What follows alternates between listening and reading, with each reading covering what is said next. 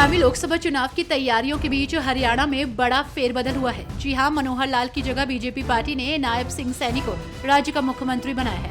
हैरानी की बात तो ये है कि अभी इसे लेकर उच्च न्यायालय में याचिका दायर हो गई है। इस याचिका में नायब सैनी की नियुक्ति को नियमों के खिलाफ बताया गया है।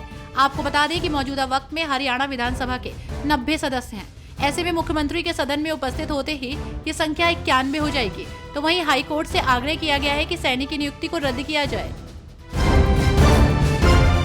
प्रधानमंत्री नरेंद्र मोदी ने इंडियाज टेक चिप्स फॉर विकसित भारत कार्यक्रम में हिस्सा लिया, जहां वीडियो कॉन्फ्रेंसिंग के जरिए आज 13 मार्च को पीएम मोदी ने करीब 1.25 लाख करोड़ रुपए की 3 सेमीकंडक्टर सुविधाओं की आधारशिला रखी है।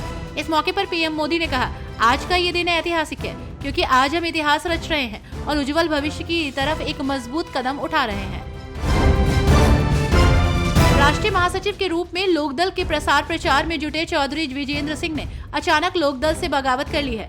जी हां, विजेंद्र सिंह ने लोकदल छोड़कर बसपा का दामन थाम लिया है, जिसकी घोषणा उन्होंने खुद बिजनौर के शहनाई बैंकेट हॉल में आयोजित कार्यकर्ता सम्मेलन में की।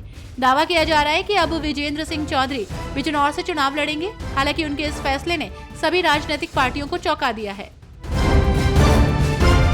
लोकसभा चुनाव 2024 को देखते हुए बीजेपी ने सीएए कानून को लागू कर एक बड़ा दांव खेला है, जिसका व्यापक असर पश्चिम बंगाल में भी देखने को मिल रहा है। मतुआ समुदाय की वर्षों पुरानी मांग को पूरी करते हुए भाजपा ने उन्हें साधने की कोशिश की है, मगर समुदाय टीएमसी का एक बड़ा वोट बैंक माना जाता है। यह समुदाय बंगाल की कई सीटों पर निर्णायक भूमिका के रूप में है। चुनावी रणनीतिकार प्रशांत किशोर बिहार में अपनी पैठ जमाने के लिए लगातार लोगों को संबोधित कर रहे हैं। अपने संबोधन में प्रशांत किशोर लगातार लोगों को ये समझाने की कोशिश कर रहे हैं कि बिहार में बदलाव की लहर कैसे आएगी। इस दौरान बातों ही बातों में प्रशांत किशोर ने एक बार फिर मुसलमानों की बदहाली को लेकर एक बड़ी बात छेड़ दी, जहां उन्होंने बताया कि मुस्लिम समाज कैसे आरजेडी के झांसे में आसानी से आ जाता है। ये बात मुस्लिम वर्ग अभी तक समझ नहीं पा रहा है। लोकसभा चुनाव का बिगुल बजने के साथ ही राजनीतिक उठापटक भी देखने को मिल रही है। पार्टियां बदलने का सिलसिला भी काफी तेजी से नजर आ रहा है।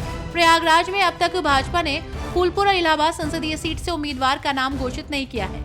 हालांकि जिले की इन दोनों सीटों पर भाजपा किसे उतारेगी, अभी इस बात की पुष्टि नहीं की गई है।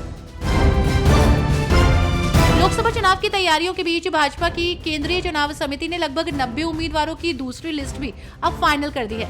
बीजेपी ने अपनी बैठक में गुजरात की 7 सीटों पर उम्मीदवारों का नाम तय कर लिया है। मध्य प्रदेश की बाकी 5 सीटों में से 4 पर उम्मीदवारों के नाम पर सहमति बनाई है।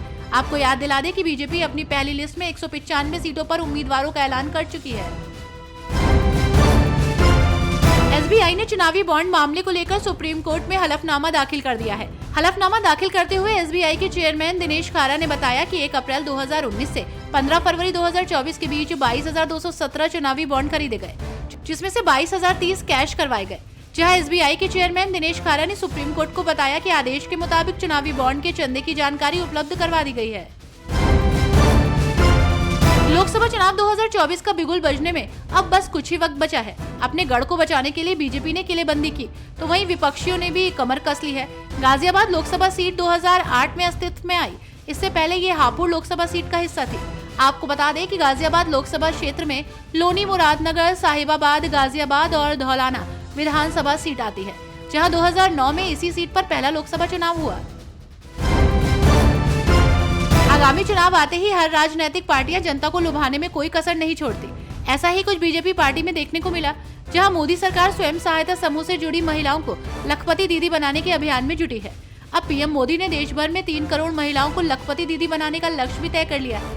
खबरों के मुताबिक बिहार में महिलाओं की संख्या काफी अच्छा होना स्वाभाविक माना जा रहा है, क्योंकि इसका सीधा असर मतदान पर पड़ सकता है।